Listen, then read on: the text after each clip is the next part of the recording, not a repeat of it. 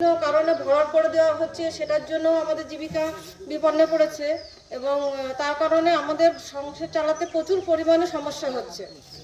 আমরা মহিলারা এই কারণেই আশা যে আমরা যদি পুরুষদের পাশে দাঁড়িয়ে এই আন্দোলনটাকে যদি এগিয়ে নিয়ে যেতে পারি, তাতে আখেরে আমাদেরই লাভ। যে আমাদের তাহলে মানে একদম যে সংশয় যে জিনিসটা দাঁড়িয়ে যাবে, মানে একদম আমাদের যে অসুবিধাটা হবে সেই অসুবিধাটা যাতে না হয়।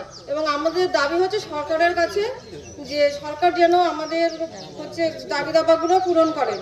যেমন আছে আমাদের হচ্ছে সরকার যেন বলে মানে আকালের যে সময়টা আছে যখন মাছ হয় না, সেই সময়টা যাতে সরকার আমাদেরকে 5,000 টাকা করে ভাতা দেন এবং আমাদের প্রত্যেক মৎস্যজীবী গণের যে এফআরসি কার্ড যে সরকার যেটা দিচ্ছেন সেটা যাতে আমাদের প্রত্যেক মৎস্যজীবী এরা পান, সেদিকে সরকারকে দেখতে হবে।